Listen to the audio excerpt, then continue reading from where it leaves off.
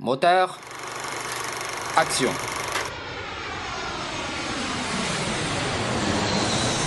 אנו מכריזים בזאת על הקמת מדינה יהודית בארץ ישראל.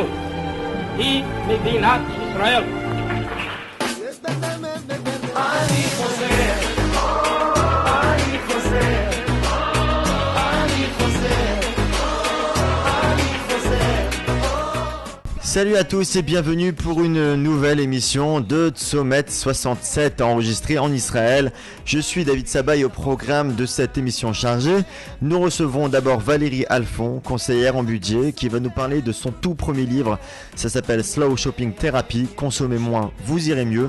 C'est paru récemment aux éditions Albin Michel et c'est pas rien. Alors comment gérer ses dépenses, comment réaliser ses rêves, comment ne pas avoir la folie des grandeurs. L'argent est un sujet qui touche chaque individu de notre société et Valérie Alphon va nous aider à bien réfléchir avant de dépenser. Les grands noms de la chanson française en Israël, un spectacle produit par le Petit Hebdo et réalisé par Isaac Attias. Ils sont 6 talents sur scène à nous faire partager les œuvres de Brassens, Brel, Barbara, Gainsbourg ou encore Georges Moustaki. Ils se produisent encore pour 2 concerts à Jérusalem et à Tel Aviv. On en parle en deuxième partie d'émission. Allez, Tzomet 67 commence tout de suite.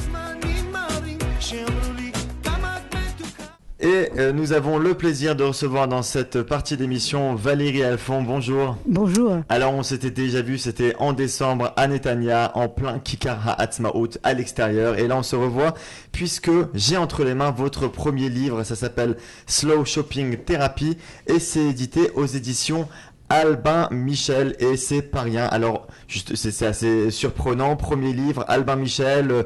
Vous qui êtes conseillère, je le répète, vous avez une maîtrise de gestion à Paris Dauphine et vous êtes conseillère en budget. Vous conseillez énormément de familles en Israël ou encore en France, dans les salons, même en Belgique.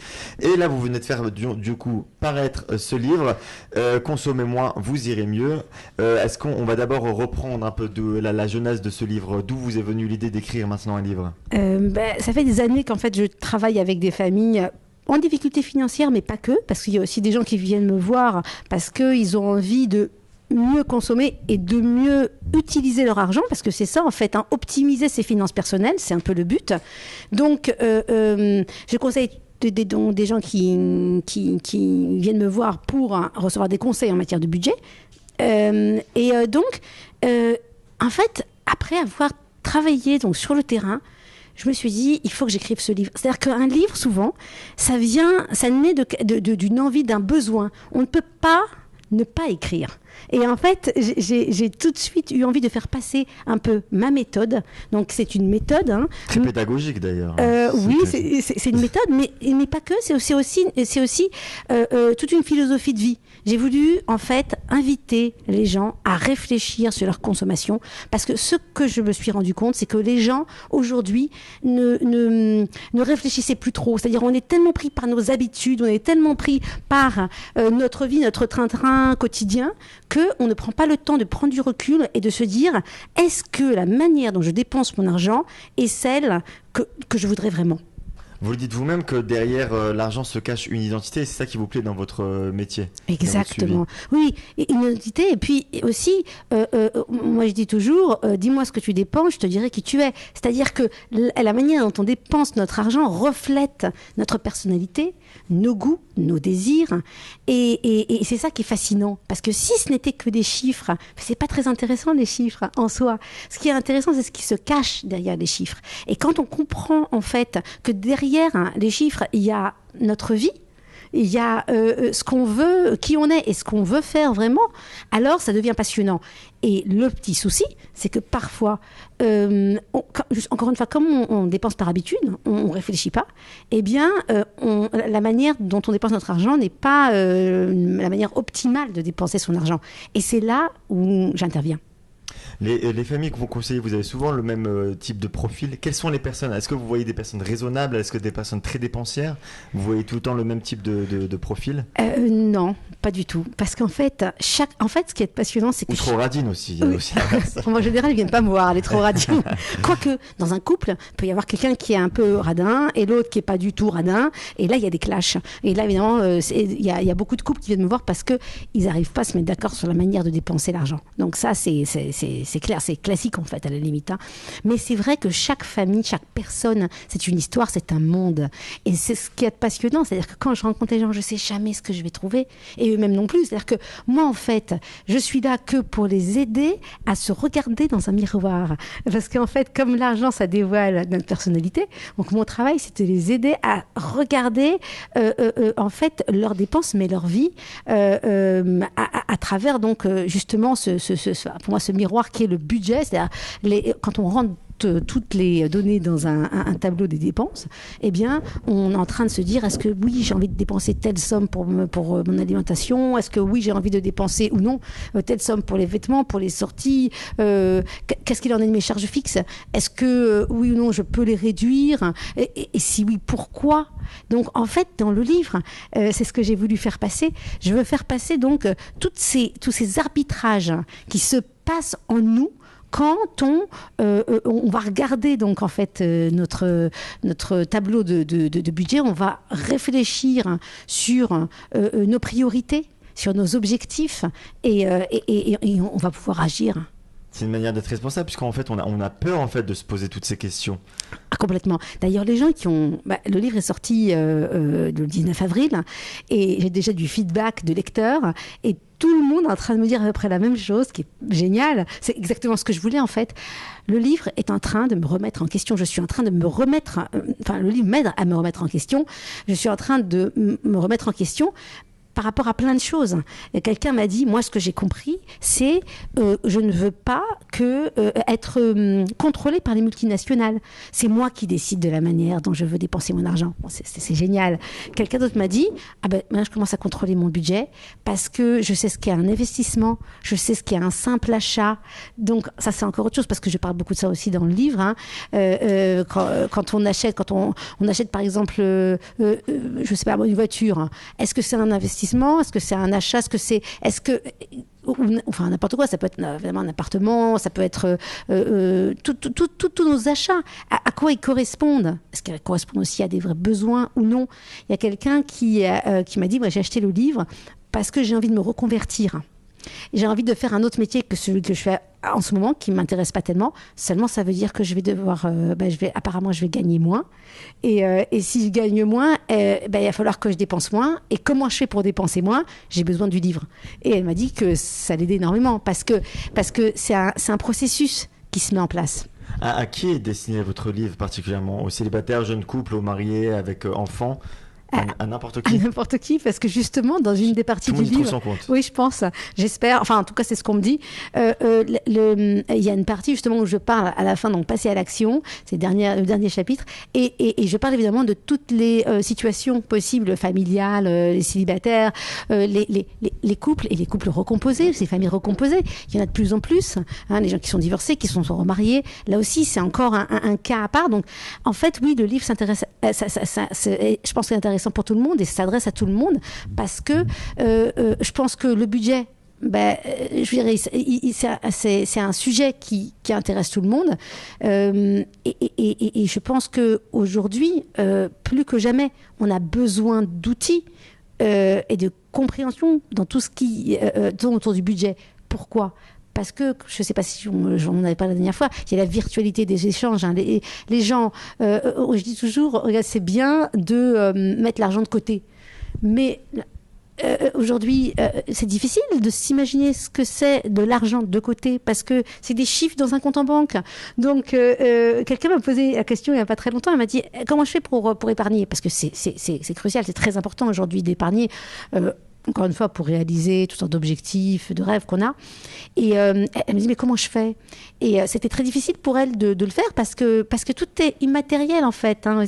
Tout est, pour nous, l'argent, aujourd'hui, a perdu je dirais pas sa valeur, mais on a du mal à l'imaginer physiquement, puisque, encore une fois, tout est virtuel. Enfin, en tout cas, c'est des chiffres quoi, sur un relevé de banque. Et je lui ai conseillé de peut-être donc ouvrir, en tout cas dans son cas, ouvrir un compte séparé. Parce que psychologiquement, elle voyait l'argent s'amasser. Donc elle allait voir l'argent s'amasser, ça allait beaucoup l'aider. Donc c'est vrai qu'aujourd'hui, je pense qu'énormément de gens ont besoin d'outils pour gérer le budget. Et oui, je pense que le livre il s'adresse à tout le monde parce que je ne parle pas uniquement des familles ou uniquement des personnes célibataires enfin, c'est pour tous les âges. Alors Valérie Alphonse, justement, comment vous avez écrit votre livre, puisque le coût de la vie, c'est un livre assez universel, je dirais, puisqu'en fait vous me disiez en off qu'il va être traduit dans d'autres langues. Oui. Maintenant, le coût de la vie varie d'un pays à l'autre, et ces derniers temps vous êtes très focalisé sur le suivi d'un budget en Israël. Comment du coup on adapte son livre pour qu'il parle à un maximum de population à travers le monde? Alors, c'est une très bonne question. C'est vrai que donc il va être traduit dans plusieurs langues. Et justement, la question s'est posée et évidemment, les éditeurs étrangers ont dit, on demandait, est-ce qu'on peut l'adapter? Mais bien sûr. En fait, il y a très peu de choses qui sont propres à un pays donné. C'est-à-dire, en fait, ce que j'ai voulu faire passer c'est dans ce livre, c'est une invitation à réfléchir sur son budget.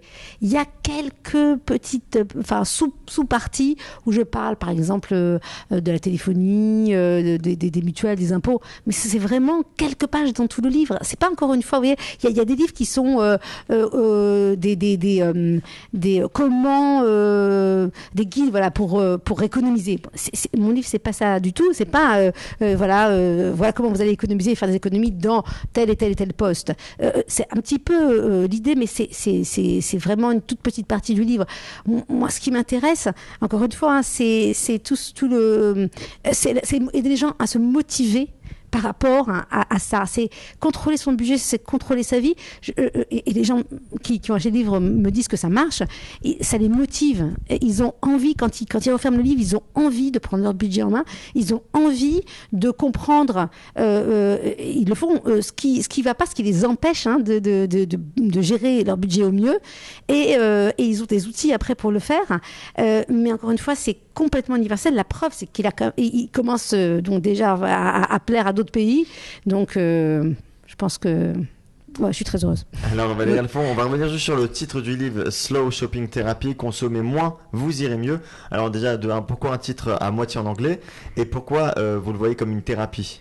Alors, slow shopping, pourquoi en anglais Comment vous traduisez d'ailleurs slow shopping? Slow shopping, c'est un shopping, mais en fait slow, c'est toute l'idée de prendre du temps, de prendre du recul, parce que aujourd'hui tout va très vite. Les gens sont tellement happés par le quotidien qu'ils n'ont pas le temps de prendre du recul. Alors, on a pensé au mot slow parce que c'est tout un mouvement, le mouvement slow, etc.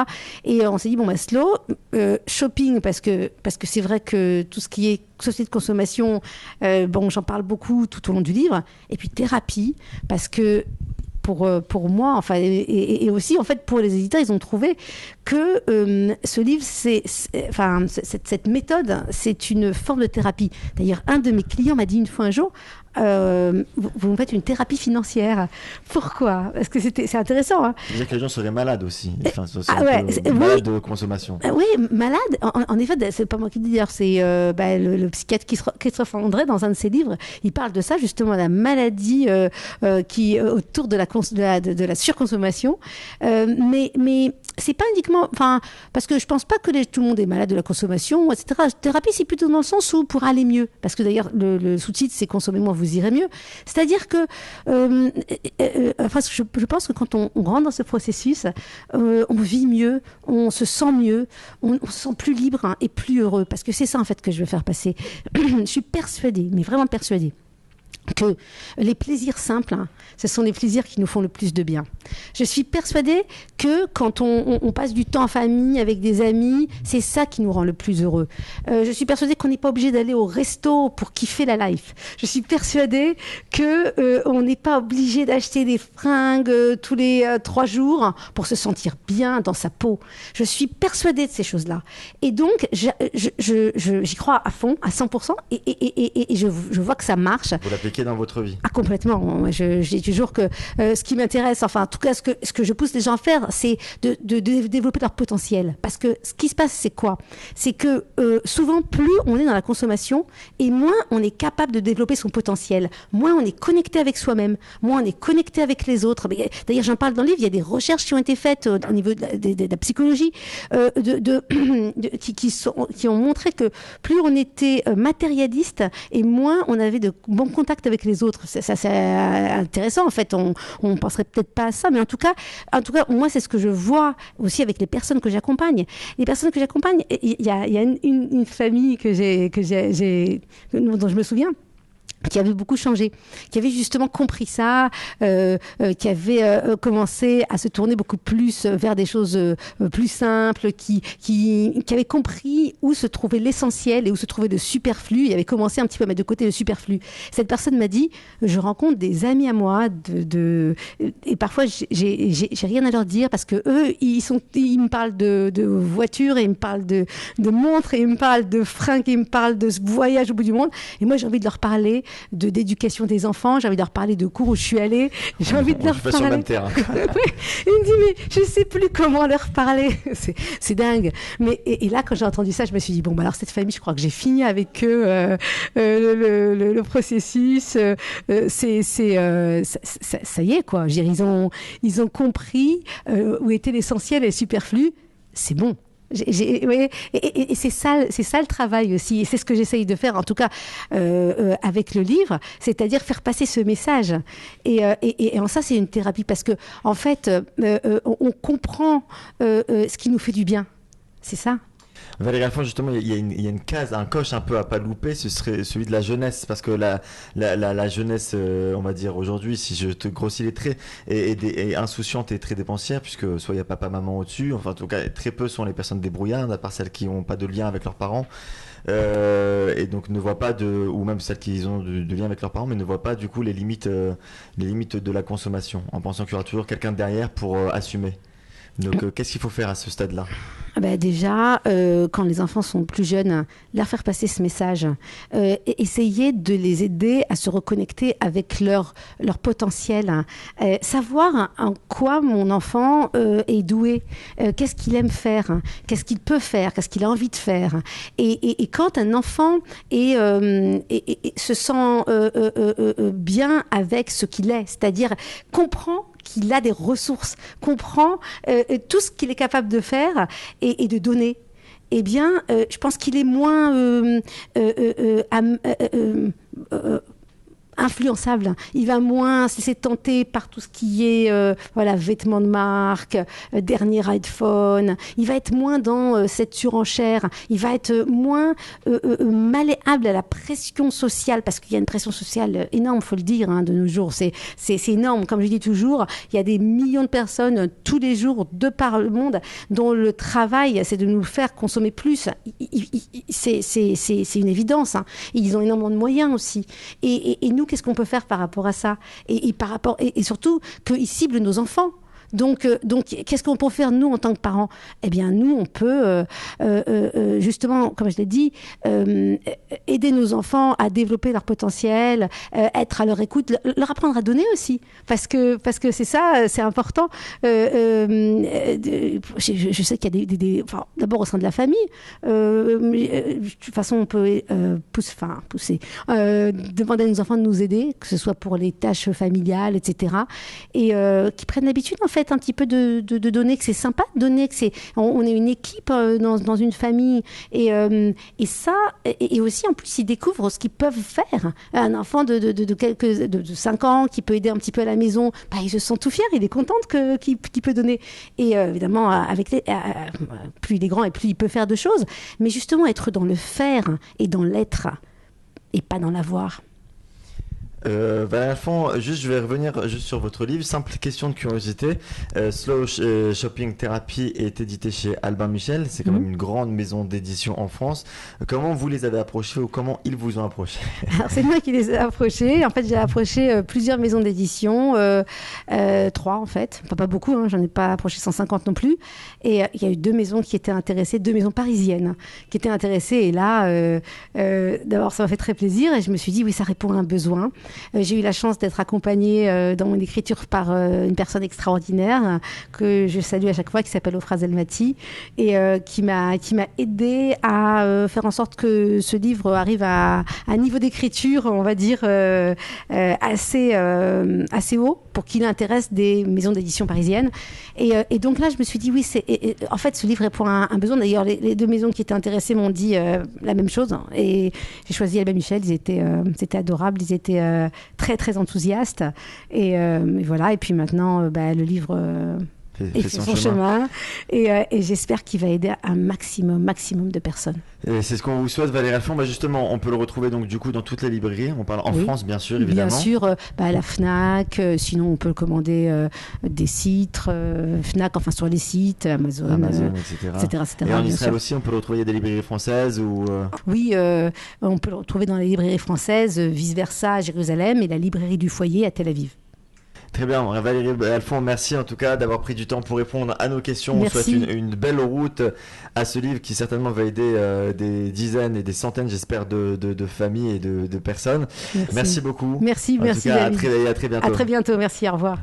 Une pause musicale exceptionnelle aujourd'hui. Vous allez entendre de la chanson française. 6 artistes talentueux et franco-israéliens se produisent encore pour 2 dates à Tel Aviv et à Jérusalem dans une tournée intitulée Les grands noms de la chanson française à l'initiative de Isaac Atia. Parmi ces artistes, on retrouve Israël Gatterer, violoniste de renom qui a accompagné entre autres Jonathan Razel ou encore Yitzhak Perlman. On a Orlika, chanteuse au timbre de voix exceptionnel ayant collaboré par le passé avec Georges Moustaki. On citera aussi Déborah Benassouli, dont la voix ressemble étonnamment à celle de Barbara et qui maîtrise parfaitement ses cordes vocales. Yves Galoula à la basse, arrangeur de nombreux spectacles musicaux en Israël, ou encore Maurice Bengozi, chanteur et pianiste, ainsi que Yaakov Mouravine viennent compléter un peu cette scène de talent. Pour le plaisir de vos oreilles, on les retrouvera les 22 juin prochains à Jérusalem et le 27 juin à Tel Aviv. On vous dit tout sur ce projet avec Isaac Atia, mais avant tout, voici un petit medley des talents précités. Je serai triste comme un saumon, le Dieu qui partout me suit, me dira la main sur l'épaule, t'en voilà aussi j'y suis. Alors du ciel et de la terre, il me faudra faire mon deuil.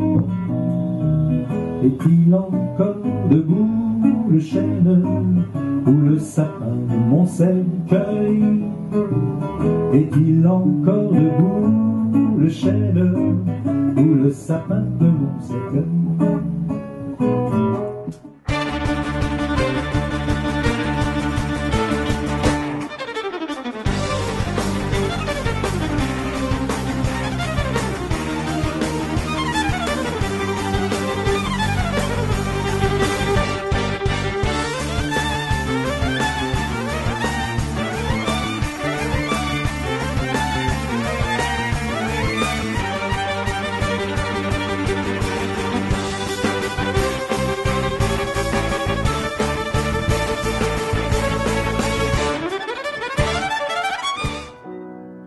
Voilà combien de jours, voilà combien de nuits, voilà combien de temps que tu es reparti.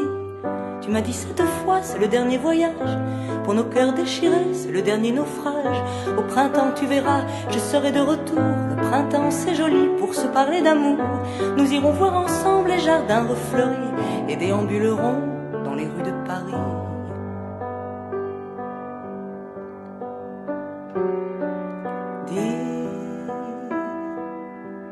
Quand reviendras-tu? Dis, au moins le sais-tu, que tout le temps qui passe ne se rattrape guère, que tout le temps perdu ne se rattrape. Pendant que je dormais, pendant que je rêvais, les aiguilles ont tourné. Il est trop tard, mon enfance est si loin. Il est déjà demain, passe le temps, il n'y en a plus pour très longtemps. Pendant que je t'aimais, pendant que je t'avais, l'amour s'en est allé. Il est trop tard, tu étais si jolie, je suis seul dans mon lit. Passe le temps, il n'y en a plus pour très longtemps. Pendant que je chantais ma chère liberté, d'autres l'ont enchaîné. Il est trop tard, certains se sont battus, moi je n'ai jamais su. Passe le temps, il n'y en a plus pour très longtemps. Voilà, réservez encore vos billets si vous habitez en Israël ou si vous y êtes de passage pour les 22 et 27 juin prochains sur le www.israstage.com ou au 07 32 76 72 46 07 32 76 72 46, c'est un numéro israélien. Vous retrouvez de toute façon ces informations sur notre page Facebook en tapant Tzomet 67. Alors, chansons françaises en Israël, du Brel, du Brassens, du Moustaki, du Barbara et du Gainsbourg. Qu'est-ce qui a inspiré ce projet? Les réponses avec Isaac Atia. Alors l'origine de ce projet, oui bien sûr, il a une origine qui n'est pas si lointaine en fait. Ça fait à peu près 2 ans et demi que je tourne un récital sur Brassens et que je m'intéresse bien sûr de près à tout ce qui touche cette époque et la chanson française, enfin les années 50-60 qui sont les années de la naissance de tous les grands de la chanson française, Brel, Brassens, Gainsbourg et compagnie. Et puis donc j'ai eu l'occasion de rencontrer d'abord des chanteurs ici qui connaissaient bien le sujet, qui aussi faisaient des récitals sur ces répertoires-là. Et puis donc de me rendre compte qu'il y avait comme une sorte d'histoire secrète de la chanson française, que c'était pas par hasard qu'à tel moment dans les années 60-64 on a toutes des chansons comme ça qui ont marqué l'histoire et des personnages énormes comme Brel, Barbara, enfin c'était pas par hasard et aussi qu'il y avait un lien interne. Ce qu'il y a un peu de particulier dans ce spectacle, eh bien écoutez, oui, il y a vraiment pas mal de choses qui sont particulières, notamment par exemple à Jérusalem où on va avoir un narrateur qui suit tout le spectacle en hébreu et qui va permettre de donner des introductions à chaque fois qu'on rentre dans l'univers de Gainsbourg ou dans l'univers de Brassens. Il y aura des explications en hébreu. Et puis c'est aussi sa particularité, c'est que c'est pas un spectacle seulement de chansons françaises, mais un spectacle sur la chanson française. Si vous voulez, on aurait pu prendre une quinzaine d'auteurs différents. Là, on en choisit 5. C'est pas pour rien, c'est parce que chacun est le chef de file de quelque chose. Le classicisme absolu de Brassens qui s'oppose à la modernité jusqu'au scandale, mais avec derrière ça une poésie fabuleuse de Gainsbourg. Enfin, on a chacun, vous voyez, le chef de file pas d'une école vraiment, mais enfin d'un pan de la chanson française. Et ça, c'est ce qui est particulier. Et puis, ce qui encore en fait un spectacle qu'on n'a pas l'habitude de voir, c'est que on a rassemblé là des chanteurs qui n'ont pas l'habitude de chanter ensemble, parce que en fait, on est des solitaires, donc on peaufine notre répertoire, mais là, on a été confronté à chanter en collectif et donc on en profite pour faire des duos, pour faire des chansons où on est plus nombreux, c'est très agréable et on s'est associé avec des musiciens, un violoniste, un bassiste, un pianiste et un guitare également, qui sont en fait des personnes qui en général viennent d'univers classique ou jazz, enfin parfois assez différents, mais ça a donné cette rencontre-là, donc qui en fait vraiment une couleur particulière dans ce spectacle. Merci beaucoup Isaac Atia. Je rappelle que les concerts auront lieu les 22 et 27 juin prochains à Jérusalem et à Tel Aviv. Vous retrouvez toutes ces informations sur notre page Facebook en tapant Tzomet 67 ou sinon en réécoutant tout simplement notre replay d'émission sur le site de Radio Judaïka Strasbourg ou encore sur YouTube. Vous pouvez taper Tsomet 67 et vous retrouvez toutes nos émissions. Merci beaucoup à tous d'avoir écouté cette émission de cette semaine. On se retrouve la semaine prochaine pour un nouveau numéro de Tsomet 67. En attendant, je vous souhaite un excellent dimanche à toutes et à tous. Ciao, ciao.